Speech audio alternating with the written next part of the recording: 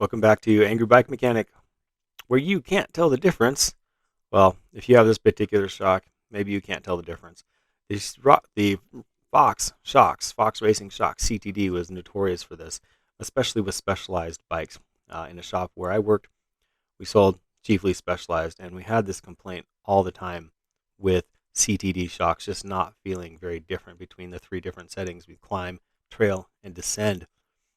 Anyhow, this particular shock I purchased from one of my customers, basically in trade, so that I would have a demo shock. And I wanted to take this apart in front of you. Simply put, this has actually already been taken apart. Obviously, no torque settings have been placed, and everything is just loosely fitted, so that I could take this apart in front of you for the camera. Um, Down there, you see that divot down in there, that little kind of circle. That was the IFP for that shock. Now, the IFP on these linear, non-piggybacked Fox shocks holds up really well over years. In fact, the IFP seal will hold up longer than the oil will hold up, so be aware of that. Have your damper rebuilt every couple of seasons, especially if you ride 2, 3, 4 times a week. You're going to blacken that oil, and it's going to become acidic, and it's going to start to deteriorate the internal parts of your shock. All right, so what you're looking at here, what I'm doing, this is the valving for your shock. These little shims, these little washers, are strategically put in place in order to resist the flow of oil during particular settings of the CTD.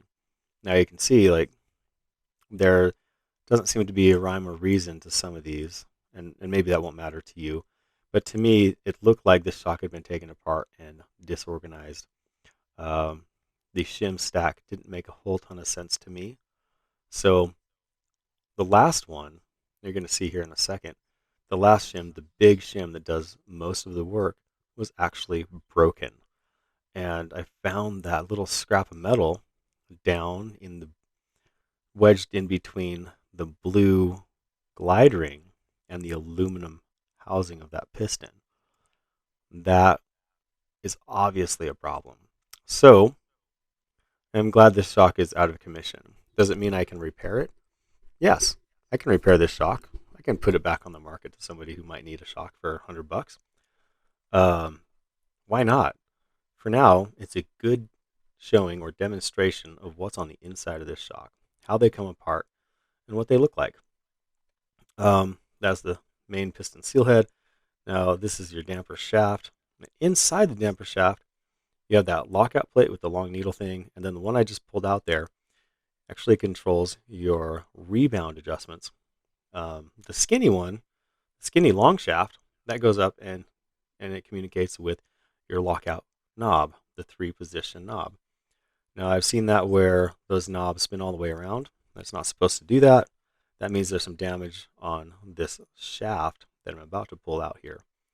And that is what's connected to your blue low speed compression or lockout or pro pedal knob, whatever you want to call it.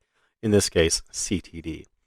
Uh, all of this stuff works pretty much the same as it has in the past with whatever name you call it. The DPS is a little bit more advanced, but essentially the concept is the same.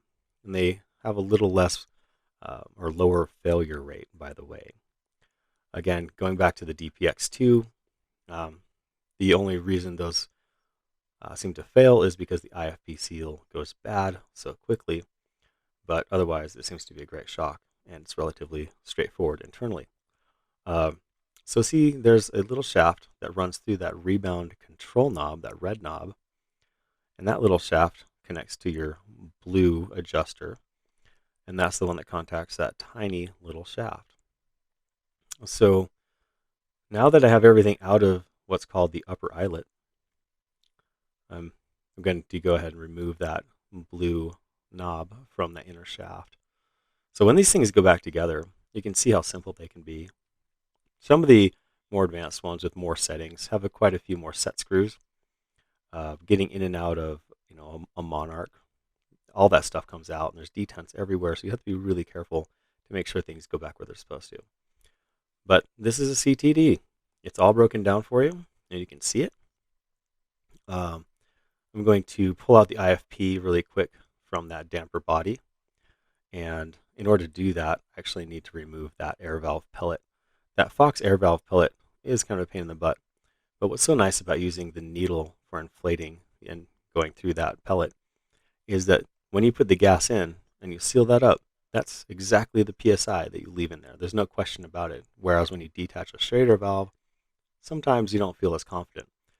There's the IFP coming out, and you can see now that it's nice and clean and open on the inside of that bore. And that's it. This thing is apart. I can go ahead and start rebuilding this. And usually this is what I start with.